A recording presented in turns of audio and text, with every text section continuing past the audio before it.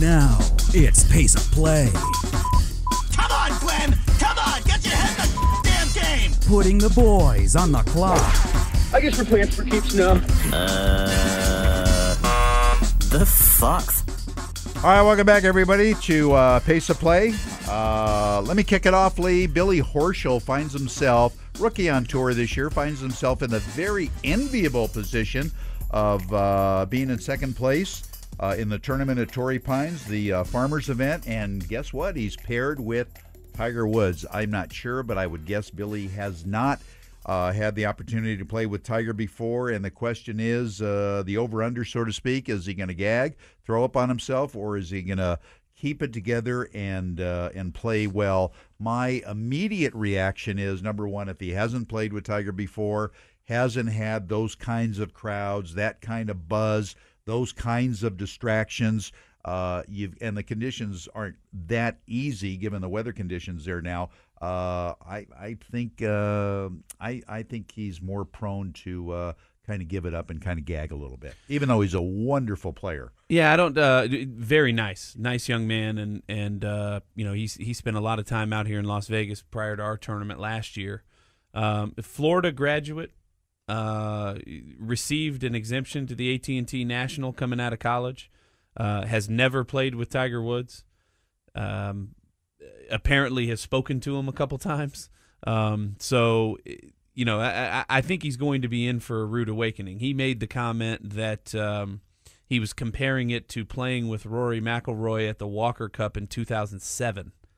So 5 years ago, Rory McIlroy at the Walker Cup. Yeah. I don't think it's quite the same. Yeah. I think he's gotten some input. You know, it definitely is easier to play with Tiger than to play in front of him or behind him, with all the people moving around and trying to get into position. Good point. But I think he is going to be in for a rude awakening. But that doesn't necessarily say that he's going to play poorly. True. You know, I think if you can weather the storm at the beginning and get off to a decent start, I think he'll be okay. I don't think he's going to win the golf tournament. But maybe the question is, you know, we've seen Tiger in this position over the last couple of years. This used to be a done deal. Absolutely. After but not 36 lately. holes. And not now lately. we've seen him in this position heading into a weekend. I think we got to see what Tiger's going to do. Absolutely. No, it'll be a great experience one way or the other, obviously, for Billy Horschel. Absolutely. Absolutely. Big story here. PGA Tour officials threatening to revoke credentials from media members that are providing play-by-play through blogs, Twitter, that type of thing,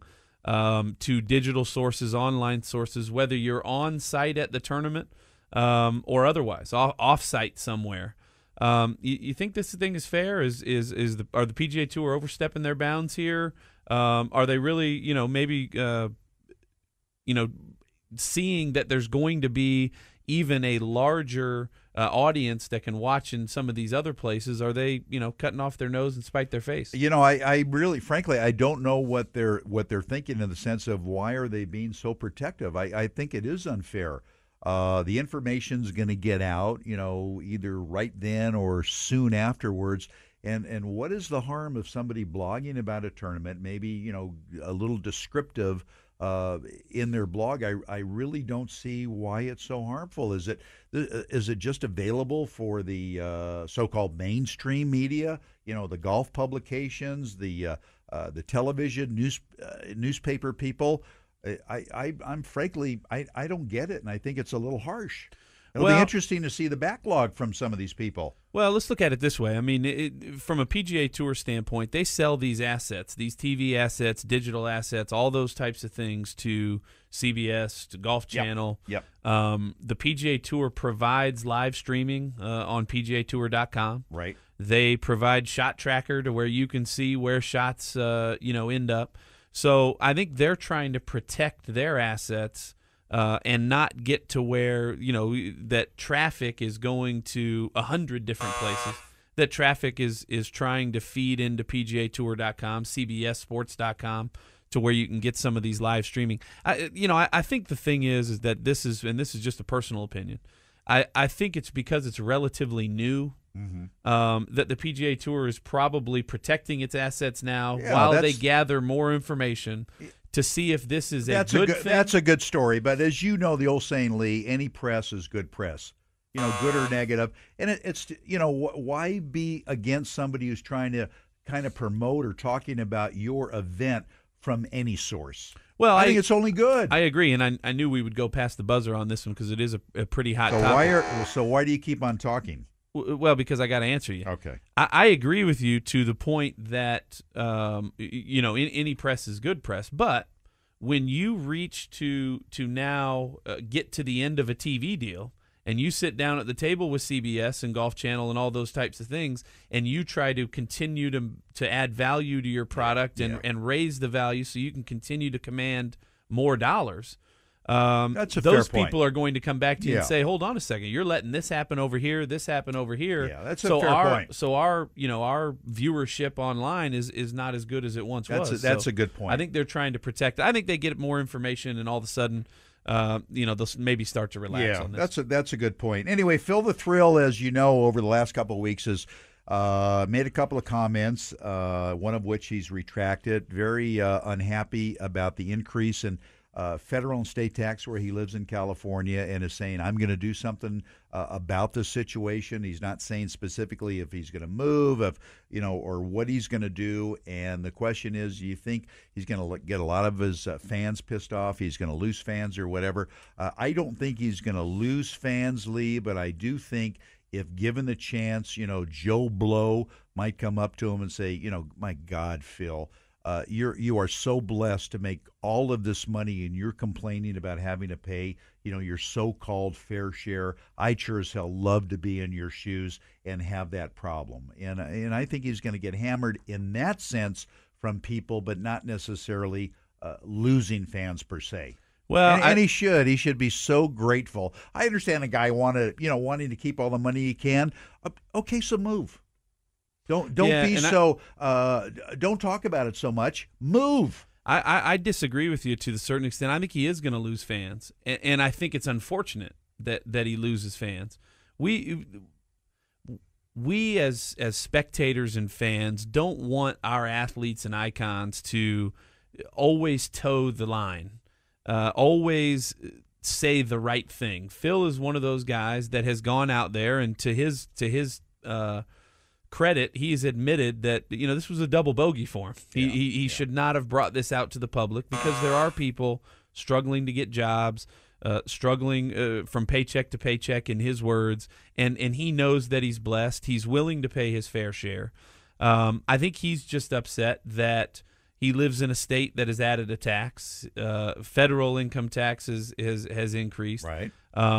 And now everybody. I think the unfortunate thing, and I brought this comment in our golf shop the other day, is if you think LeBron James, part of his motivation to sign in Florida with Miami was the fact that they don't have an income tax. Right. But he didn't lose any fans. It wasn't that big a deal. Same when the dollars between the U.S. and Canada, and people would go play in Canada because you get paid up there, so you always have to make personal decisions like that. I think as long as he doesn't, and the part I agree with you, as long as he doesn't continue to talk about it, which it sounds like he's not, make a choice. If you want to move out of California to save a few bucks, go ahead. Phil, you're a bright guy. Go see my accountant Vito, and he'll get you into some some tax shelters or something. All right, Jack Nicklaus. We got to speed this up a little bit, but Jack Nicklaus recently endorsed a product called the Secret Grip.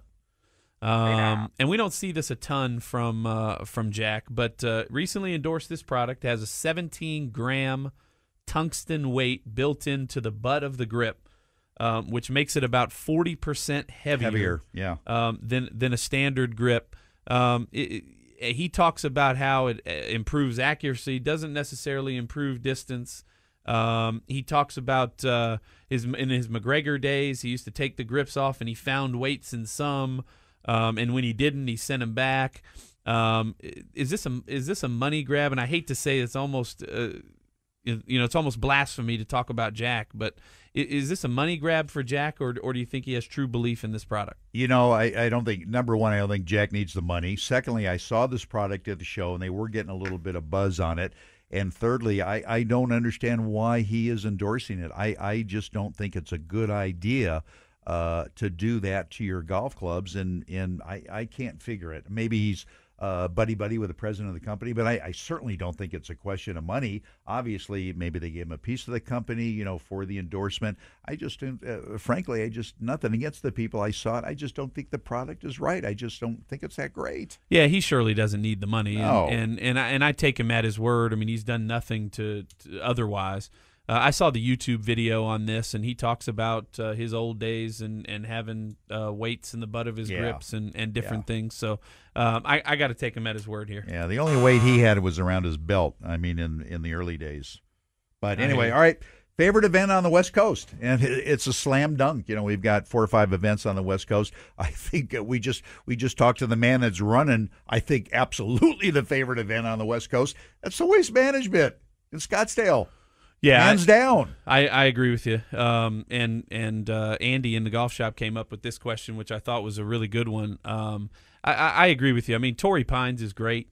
Yeah. If you're including Hawaii, the Tour Tournament of Champions has kind of lost some luster with guys not going out there anymore. Yeah. The Bob Hope is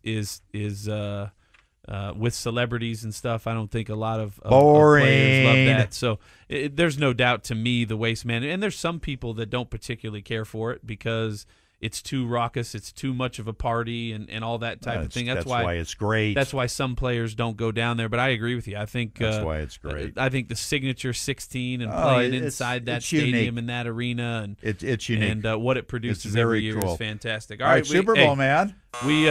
Mark conveniently played the stuff at the very beginning, but our picks last week were horrible. Terrible. We got both games wrong. So we've got Baltimore against San Francisco next week in New Orleans. Yeah. In the Dome, Mercedes-Benz Superdome.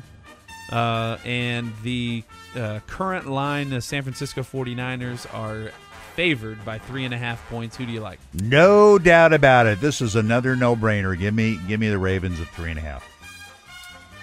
I'll be cashing. I got to agree with you. I think there's something now. This whole week has drove me crazy. Listen to the Harbaughs, and we talked to their elementary school teachers, and they're going to have a joint press conference together. And then Reverend Ray Lewis, who cares? That's drove me crazy. Obviously, after the Falcons lost, but I agree with you. I kind of like the Ravens to win outright. Be a hell of a game. Just gonna make enough beer and nachos. Anyway, that wraps it up for this edition of Pace of Play. Stay with us. We're back with you right after this.